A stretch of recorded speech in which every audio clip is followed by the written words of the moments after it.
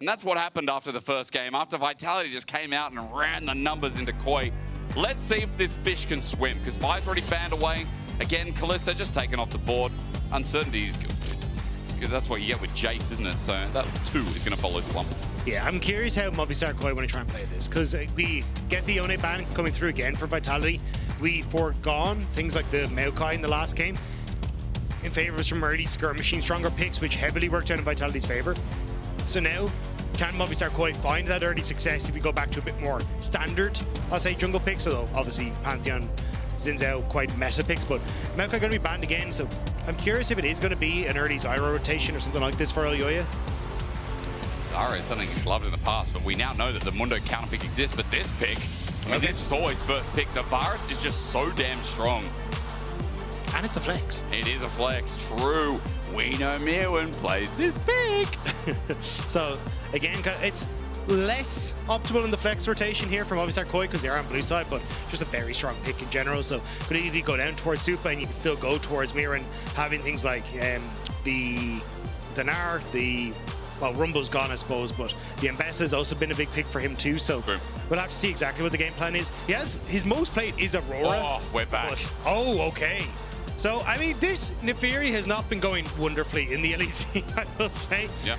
More than likely going to see something like a Ari here for Czajek, as this is something we've seen a lot in other regions. Even something like a Rise to just try and say, hey, here's this point-and-click CC to keep you locked down so Neferi can try and play through it. But it requires a huge amount of synergy from the composition, even when it comes to pushing lanes. And when I already see a Varus on the opposite side, I was going to say you need something that can answer for that push in the early game, and they're going to try and bully through with the MF in that bot lane. That's why I feel like Engage, especially when you're running Neferi jungle, is now going to be a big question mark, right? Like, we've already seen Rel out of the way. Poppy is disengaged, so that's not important, but things like the Nautilus, the Leona you're talking about, Alistar is a big one as well. I feel like all this needs to piece together when you're looking at these 2 AD carries too. Yeah, the benefits of Neferi are, one, being able to invade and have a lot of pressure in the early stages. So against Skarner, it's a little dangerous if you don't have the support there, because Skarner can pop you into a wall, and suddenly if a mid laner shows up or a bot lane shows up, it can be a bit of a disastrous situation. But 2, Neferi is also fantastic on those terror dives. So this is where you kind of want lanes that you can look to play hyper aggressive through and try and set that up. But MF, definitely one, but we'll have to see if they can enable other things on the map as well. Well, with Ari, that's just the last pocket pick of the mid. Locked in afterwards as well. So a bit of AP damage added into KOI is... let's see if they match that mid or if they go towards the supports in the end. Yeah, I don't hate something like the Rise. Czajek has played it before. That I think can work well. Again, it's just that CC in the mid lane that you can play through. Good push too. And you should be in a decent spot. So it looks like that. Yeah, there it is. The Rise is going to be hovered. I think you can take it. Other one, maybe like Syndra or something weird, but I don't think you really want to go for it yet. Rise is going to be taken, and already you're kind of setting up for, hey, we've got good AoE in fights, we've got good lanes that we can try and play through, and now it's just about having a support that can set up for that engage. And even if you want to for Nato, something that can play a little bit more in those side lanes, because we know what Rise is like in those side lanes positions, having that realm warp to transition around the map. And I think you're in a good spot here as Vitality. Well, I mean, again, I think Vitality, as you already set up for the Rise, the drafts, you know, I'd say innovative if I haven't seen this a million times before in regions like LPL, but it does feel like, again, playing off some of the mobility, and you talked about having backup. Rise definitely really good at that. So I want to see where we go from here, because the Brom ban away makes a lot of sense when we're talking about Neferi, Misfortune, even Rise if Brom's in front can be a real pain with the door up. Yeah, even the fact that Poppy's just auto-banned because it was played in the last game kind of gets rid of some of those things that can be a bit of a nuisance for Neferi. But Mbessa going to be the last ban away from Myrwn on that top half of the map. So I imagine the game plan here is leave R5 for Nato. You take Alistar, Leona here, doesn't really matter to me once Nisqy's comfortable. He looks pretty good actually in the 2v2 matchups on the Alistar. So maybe that's exactly what they want to go for, because more terror dive potential, big team fight ultimates are going to be nice. Or sorry, knockups can be nice, but we'll have to see what the game plan is. Okay, yeah, so bad as well. Maybe it is just, again, going to be something like the Nar for Nato. A lot of Nars hate this matchup. Support for now, counter pick for top. RakaN still good follow-up here, but Dagda, I mean, I feel like on the other side, you play a lot of support. You got options. Yeah, I mean, you can just go for the Leona. Sorry, the thing that I was thinking of is, like, I don't generally like RakaN as that, like, beginner engage. Yeah. And usually you want something to try and enable it, and there's not really something on Vitality at the moment. So that's why I'm not sure if Naako, who has traditionally gone for carries, including Anivia that we saw just recently, might end up moving back over towards a tank. So something like the Ornn or the Sion, with the Naar taken as well. Yeah, I think for Vitality, you just need something that's a bit more beefy in the top lane. And he locks in the Sylas counter immediately. Okay, so this is like an old counter that you used to get, or at least started to creep up, because you have some struggles in the early game. Like, Naar, of course, does have like the range advantage in some of these matchups, but eventually you just hit a point as Sylas, especially when you hit the level 6, where you just get to take over in the matchup. You've got multiple points in the Kingslayer. You can use some the Abscond Abduct to close the distance, and once you have that ult, the scaling is absolutely insane. Plus, way more impactful in a fight, I want to say. Wrong word there, but basically you always have reliable, that's the word I was looking for, in a team fight, because you can just steal the Naar ultimate and you don't have to balance the mini Naar, which is kind of how Naar is balanced in general around that cooldown. Very true. And when you talked about like RakaN wanting to follow up, not only the Naar ulti, but Varus chains. You've also got a lot of gap closer that Sylas can just send it with Ariel. You've got the Impale steal. You've got Alistar, so you can jump in and be a frontline as well. If I see a Sylas game and I see there's 5 champions, I go, man, Sylas' value here is mega for Naako. Yeah, but I think it's so sick to see from Naako, and like, this also goes for... there you go. It also goes for... For Gen X as well. I love, look, Gen X obviously has played in LEC before, but still like moving up into the LEC again. It's the confidence to say, hey, look, I have played a bunch of champions in the ERLs and in the EMEA Masters.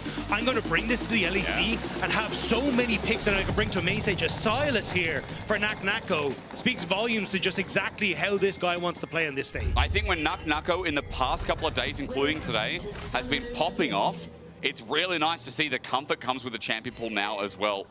Welcome to game 2. Yesterday, they didn't win. It was a 2-0, but like, Vitality close in that game 2. Naako was a big reason why. In that game 1, it was the Jax, I believe, from my memory, because he played the Anivia game 2. And in that Jax game, he was trying so hard in the fights. He was so far ahead of his individual lane. The difference was today that Vitality got to run on all fronts. It wasn't just Naako in that first game. So let's see. Sylas is obviously a big point and picture here for game number 2. And you know, going up against KOI Dagda, I prepped. I'm like, oh yeah, KOI gonna look really good today. I'm gonna really glaze Myrwn with his champion pool. Be like, look, this guy plays everything. I called him a head chef. Let's put Naako there, and we can talk about the same thing, because I feel like both these top laners are really good at cooking. Yeah, I mean, Myrwn has in previous series kind of been the one that's brought out a lot of the Auroras as most played. As you illuminated, there's a bunch of other champions that he's been added into the mix. The Varus top, yeah. But it's like, I think for Myrwn, the thing I'm most impressed on is like his regular champion pool has also gotten significantly better. Like his Rumble is starting to look a lot better. Now, with going in towards things like the Naar, I'm curious how well he will do into what is a little bit of a counter matchup, but I think if he can control and dictate the early game against Naako, it does make things a little bit easier, where the Sylas doesn't just get to hit 6 and then really start to take over. I'll be really curious about what the max is here. Usually in range matches, Sylas picks up points on Q early on the Chain Lash rather than Kingslayer, which is used to sustain. Myrwn, just a quick trade there. Bone plating taken off. Naako a little bit lower. I think in this matchup, most of the time, I've seen people go Kingslayer max, because the idea is, even though Naar has range, he is actually pretty short range for a ranged carry. True. So oftentimes the abscond jump is enough to get you into range and set you up for even a Kingslayer follow-up then to get some damage down. So I think he'll go for the W max. That's why even like Grasp of the Undying in this matchup, like, you know, Naako is going to be continuously closing that distance to get those procs off. We'll get to find out in a second anyway. Now, Jojo already having a good matchup against Czajek, and not too surprised in this. It's electrocute taken here for Jojo. It was good engaged by Alvaro, but again, re-engage from Nisqy probably going to be better. Carzzy with a massive bullet back, and it's kind of what you expect when you watch these two go head-to-head. As Lyncas is now mid. Jojo might have to burn a flash. It's a room prison. Czajek burns his flash first, and Jojo's just dead. Well done. Great timing from Lyncas again. And that's how you set up an Theory. The immediate flash forward from Czajek already had that E down, so it's a root from the room prison. And it's just an easy pickup for Lyncas. And so often, like, the difference maker between the best an Theory can be versus a bit of a meh opportunity is getting these early kills. Well, let's stop there. KOI with an opportunity as we continue to look it towards bot. He tries to get a grand entrance, but Nisqy is ignited instead and interrupted by Alvaro. KOI's 2v2 working out well now as they get the push in under turret. Yeah, taking a lot of damage. I'm trying to keep my eyes on what Elyoya is up to. Just going to try and take the scuttle on this top side. Knows that Lyncas also went into that top lane, so not sure how he wants to try and approach things. Could try and just go for the scuttle crab on bot side, or, well, he's been spot on a ward, yeah, so Czajek kind of playing bait here. I guess Nisqy or Elyoya really trying to find something with a flashless rise, but he's caught in place. Here's Lyncas again, eviscerates over the wall. The Dark and Daggers by the two, sends the Hounds out, and Elyoya has to back away early on. The damage from Naafiri ain't no joke. So Lyncas is going to be able to secure a Scuttle Crab on the bottom side. Off the back of this is pinging on towards the respawning Raptors, but just seeing if they're going to be up and available and getting the timer on them. But Elyoya should be back onto the map before you can kind of stick around as Lyncas. It's a nice trade here. I mean, all lanes of vitality. There's Absconder. Naak with a solo kill, and that is why you give Daddy Silas. And he is popping off. The Kingslayer damage at the end being enough to just finish off the low health of Myrwn, not flashing away from the abduct, means he ends up falling down. I mean, the disrespect, but more importantly, Naak are just sending it in. It has been this week, I mean, I don't say evolution because I feel like it's been a slow evolution, but like, we are now seeing more and more highlights from Naak, and it is so nice to see that with his comfort zone adding in champion pool, he's showing up against big top laners and he's winning. Yeah, and I think like this was what we saw a lot in EMEA Masters, was Naak kind of being this guy who would bring out all these cool, fancy counter picks, but actually be able to perform on them. And now at the LEC level, he's doing the same. Well, there's an engage coming through. KOI want to find something back, but the Dark and Daggers are so powerful. Alvaro has to flash away, but caught on the tippy tail by Nisqy. Already the feats of warfare down. Jojo has to flash away, almost getting caught by another Q from Czajek, and Lyncas is off to the races. Yeah, again. I didn't know that the runes produced wind, but Jojopyun could feel on his backside as he ran away from that one. Vitality. These early games have been insane, and it's, again, Lyncas reading where they're going to be, Nisqy reading where they're going to be, covering for that mid play, and turning it around beautifully. It really is a great early game start. Again, we go back to top lane, Naak just getting the push out. By the way, Dagda, wanted to mention, I saw a snapshot before. There's at least 2-3 points on the Kingslayer, so you damn right about where he's going versus Myrwn. A lot of sustain coming through in the kit as he just backs away, and this vitality. Like, if we got this consistently, we'd get back to that vitality of, I guess, end of last year. We're like, yo, is vitality a top team? And we start putting them in the discussion. Yeah, and I think, like, having this... So, we've seen Vitality get early leads, and I think they are a team that can do it. The last game showed to me that they can kind of play through those early leads, though, and if they can do it here again against Movistar KOI, that's where I'll start to kind of change where I have them in my head and go, okay, maybe they are looking for some of these big playoff spots, because at the moment, 1 and 3, there's still a lot of work for Vitality to be done. There is, but, you know, with the bottom of the pack leveling out a little bit, with the Rogue win before, if Vitality able to win this series, they move up towards SK, they move up, you know, they'll be tied with Movistar KOI as well, which is incredible. And the playoff race just gets that much more interesting. You kind of just don't want to go below 5 losses at this point. That, to me, feels like the benchmark. Is Vitality, they're going to get through it first. It's only game 2, is 3-0 is a great start, but to accelerate this game a little bit further, as top is still interesting. And hang on a minute, there's a dog nearby. Lyncas. So Lyncas wants to try and start off this dive, but a good ward from Myrwn. He runs the hell away. But this is what I was talking about. Like, this Naafiri is so good on tower dives. That W resetting tower aggro, making you invulnerable, is so nice. And even then afterwards, if it's on the way out, your dogs pick up the aggro afterwards, so you're good. But round warp, Naafiri's in. Bring some dogs with him as well. That'll just go straight to Dragon. That Elyoya already started off. He was on a warp, but he's at half HP, so it makes the fight afterwards a little bit more impossible. Carzzy and Nisqy look for the 2v2, but Supa holding onto that ultimate just in case. And with a nice leash, it's 2 grubs.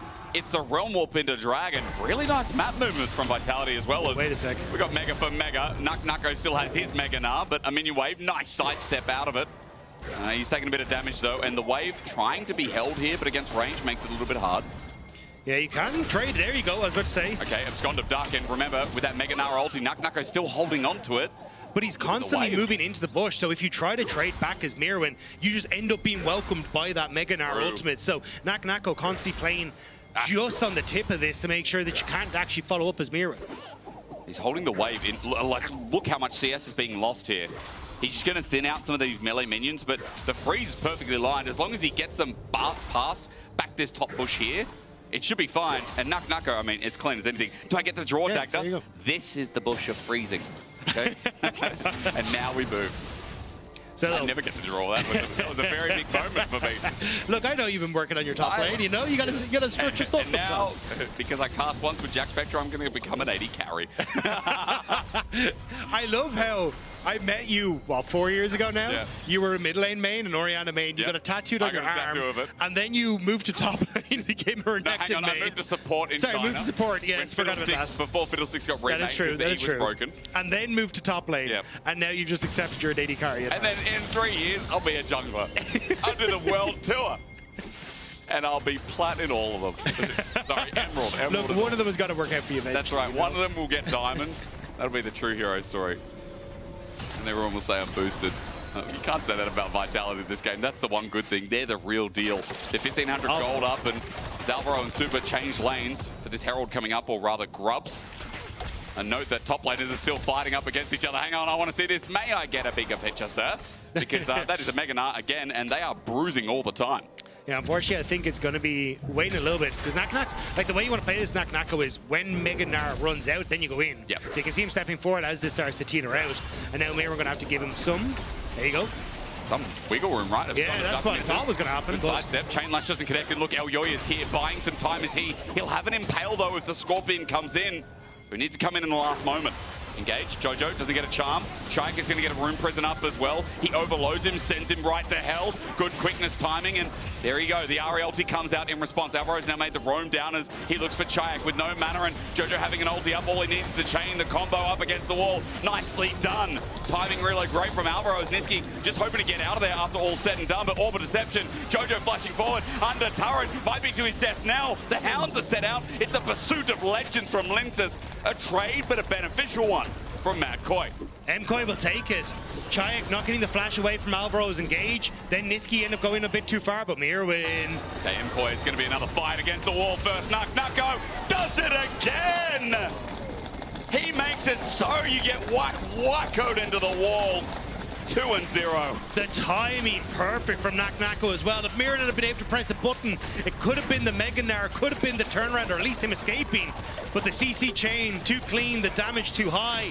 Now Movistar KOI looking to try and fight back, prevent any more of these grubs going across the Vitality. But running into the Dark and Daggers, every time it hits a second, the dogs get unleashed and just pounce.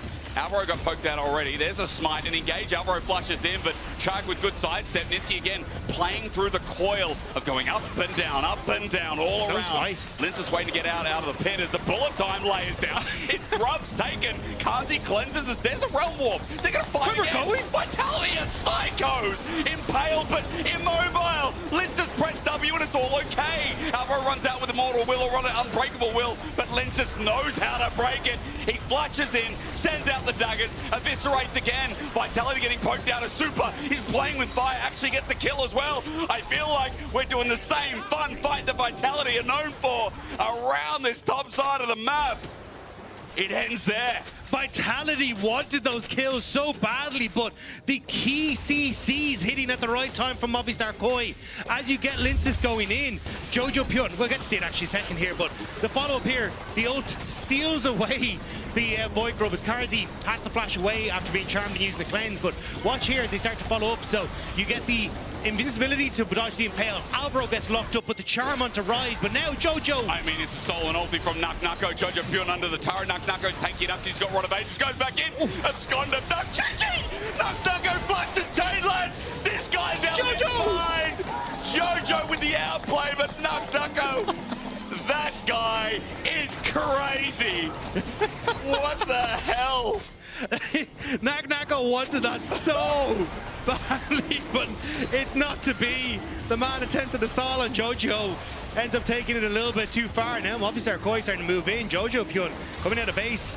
Alvaro? Coming out in a big way as well, but Alvaro's going to be targeted in. The Hound's pursuit lands, and it's a reset time. Supa going to be in trouble. He doesn't have the ulti available after the last fight, and KOI are going to lose two in a blink of an eye. Jojo looks for that Orb of Deception right now. He needs it, but Lyncas out of range and out of mind. Dragon's still there.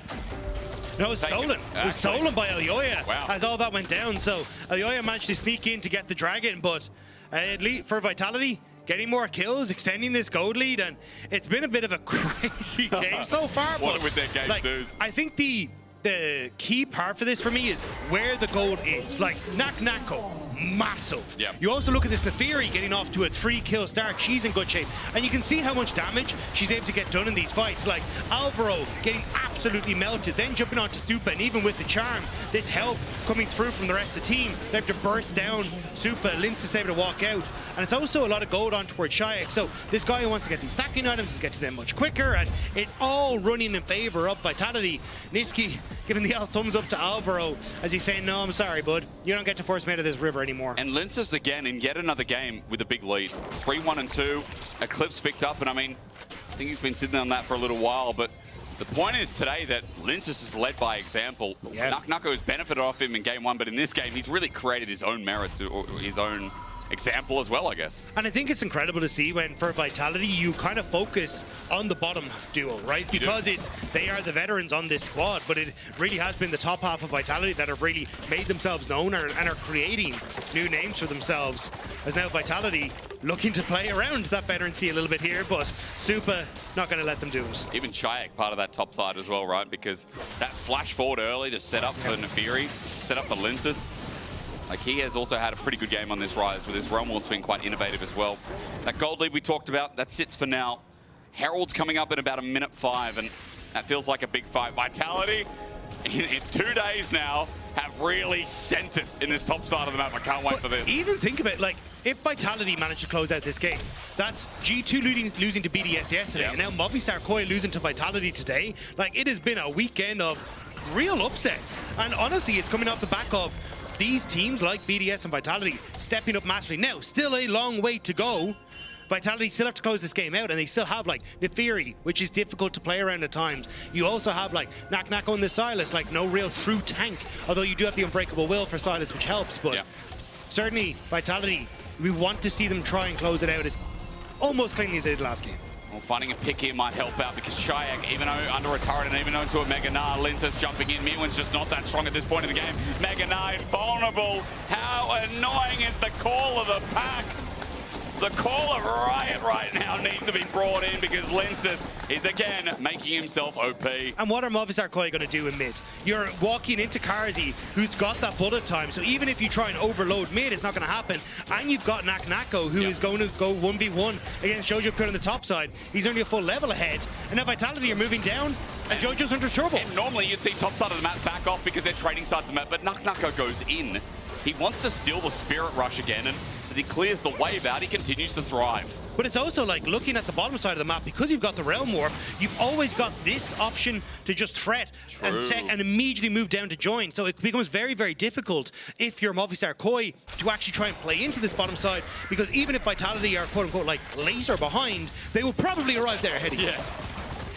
It's why Rise is actually in Game 1, Game 2 drafts in LPL right now, because they value skirmishing so much when, like, you know, Grubs is still looked at as the highest priority when, like, it's often trading sides of the map. But I think teams are getting sick of being stale and being, like, handshaking. And as you and I both know personally, LPL teams don't really like handshaking. No, it's more fisticuffs than handshakes. Rise enables that. And I think Vitality don't like handshaking either. I mean, as we get to Herald at 3K, you see Rise going to the bottom side of the map, but Czajek has TP. And I'm looking, Myrwn does as well. He's in a Mega Gnar bar for now, but a bit of time as teams start grouping up around top. Still though, this is great play from Vitality, using the push mid to cover for Naak on the top side. This is what you want to see, trying to establish that vision in the Movistar KOI's jungle so they can spot it exactly how quickly Movistar KOI reacting. Nisqy needs to be a little bit careful though. He is on his own. RakaN is slippery, but if you end up with Elyoya coming over the wall, you can very much get caught by the Scorpion as he try and move through that terrain. Elyoya by himself for now though. Vitality know they'll pounce. Naak try to do exactly that onto Jojo. Kingslayer in good chunk. Right before the objective, absconded done. I mean, this guy wants to go in all the time, even under a turret. I think he's glad that he didn't connect. But it doesn't matter, because look at the trade. Like, how does Jojo stay here? You know the Neferi and Nisqy are in this topside jungle, so you've now got to back away. And Naako, that play, nets top tower. Yeah. Like, it's these trades that are going well, and now Myrwn needs to be careful. He is going into Mega Knight. It's going to be a health advantage, but Czajek chunks him as well. If you don't think Herald's going to Vitality, well, it sure as hell is now. But how do you even try and contest? Because Nako's about to walk up, steal Alvaro's ultimate away from him, and then have that as a big front line now for this potential fight. Yeah, he's got the Alistar ult in hand. Naak are going to zone out. Jojo, Orbit Deception, absconded away from. Carzzy's just zoning and slowing down. Elyoya just wants a target. Herald at 4k, the potential smite fight coming in. KOI in front as 4 as the Unbreakable Will going to be popped out, and a big Alistar rolls in, but not the one you expected. Impale sidestepped out, a re-engaged Unbreakable Will that's going to be a little bit worse than Scott of Duck. Hits the backline, Naak has run out of the ulti, though the bullet time. He's charmed, he might die. Jojo looking for the retake, but Lyncas gets an ulti reset. Myrwn's come in with the Mega Nava on the cringe of it. Naako, he gets the Herald Eye, but it flushes away, and Carzzy just tries to survive. He wants to get out before giving away too much to KOI, but Jojo will find him. Elyoya on top as well. A couple of kills going down, and again, Vitality, the bloodthirsty rage, nets 3 kills over to KOI. They just went that bit too deep on the play. You can see that the idea here from Naako was, look, I'm going to try and jump onto Jojo, maybe I can access Supa, but Carzzy tries to follow up, not really in position. You get knocked away, and as everyone runs in, they're going everything onto Alvaro, who's finding this position. Czajek ends up ulting in behind them. Movistar KOI are able to kite back away from the bullet time, and sure, Lyncas can finish one off. But it's Vitality trying desperately to go so far onto the backline that they're just isolating themselves bit by bit, and the Movistar KOI can turn and kill them. But you have to admit, this is a lot of fun. This is a sick game. Like Vitality, I keep mentioning it, I sound like a broken record and I apologize, but yesterday versus Heretics, game 2. Now again, game 2 versus KOI. Even the first game, early games from hell. As meanwhile, Bot Dragon's going to be done. Vitality start this off, and there ain't no jungler down here, so Elyoya's just going to have to give it up. I guess Naako, the thing is, even though they lost that fight, Dagda, they got Herald, and it's on the Silas.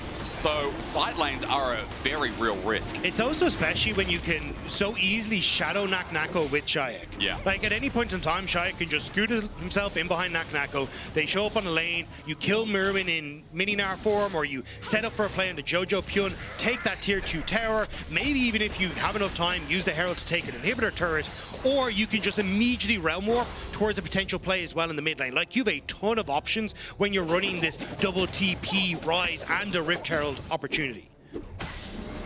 He's got Cosmic Drive as well. All he needs to do is do some damage and he'll just run away. Remember with Grasp as well, I think his health might be in the 3k range now for sure. Pot of Age is almost fully stacked as well, and he'll be level 15, which means 2 full levels above Myrwn in about a minute's time. So yeah, the Naako show continues. 2,200 gold is the individual lead. 1,700 for Lyncas. Nothing down the bottom side of the map apart from this RakaN. But teleport is available for those 2 matching top lane for now, if this turns into a brawl. Looks like it might just do that. Naako was going for the reset. I think he got interrupted by Jojopyun, so going to back away. He just maybe looked for the reset himself, but Elyoya sitting on this top side trying to spot Naako moving down, so I think MKOI a little uncertain as to how they want to try and approach things until they spot Naako on the map. My loveliest observers, if you get a moment, thank you. 3,400, 3,500 health. Nah, he just went to 3,600 because 10 stacks. And he's now level 15 and a half. So yeah, 2 level lead individually over Myrwn.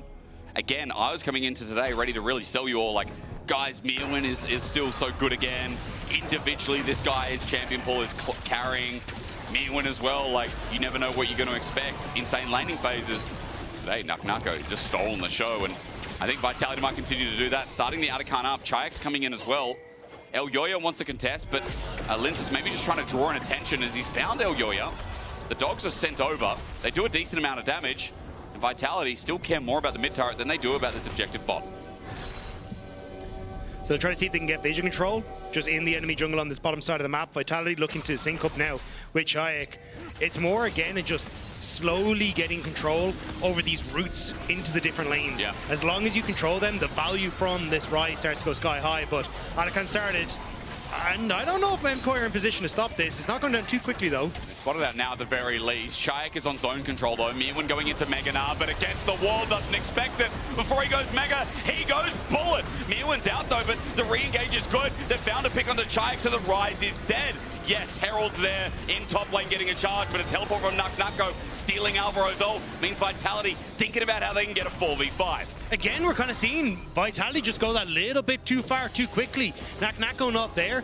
They used the Rift Tower on that top side as well, but Myrwn's now reset to deal with that. So, on the all in all, MKOI hold on, and they're covering a lot of those wins that were there for Vitality. Looks like, though, mid lane tower will fall, at least something for Vitality. It is something, but, you know, not getting the charge on top.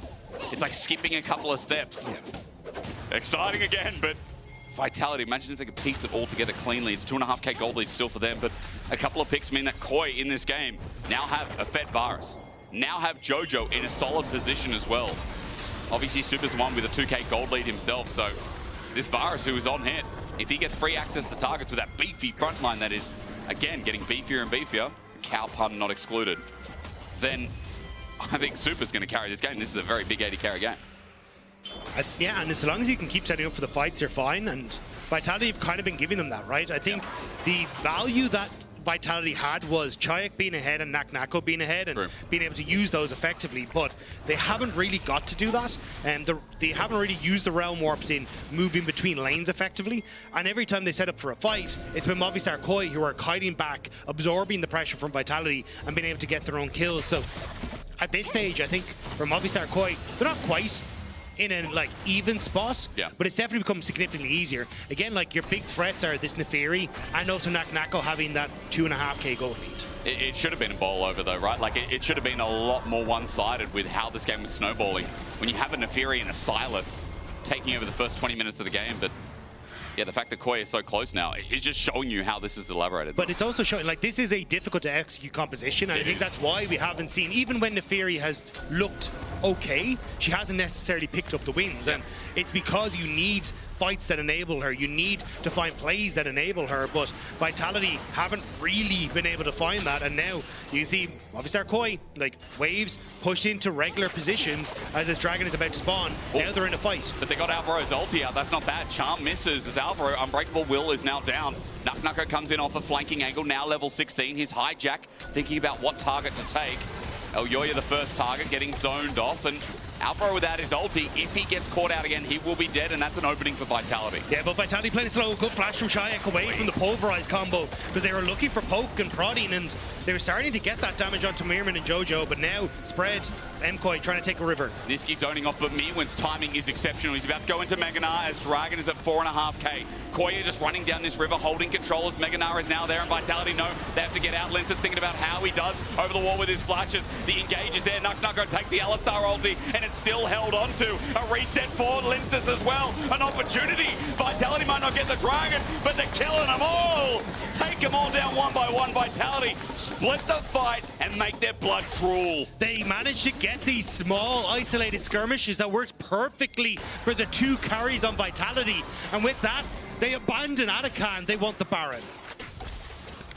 Pretty sure they didn't get Dragon Dagda. I don't know if my eyes deceive me, but 4 members are dead. At the very least, it doesn't matter because Dragon's an afterthought. It's 4 members dead.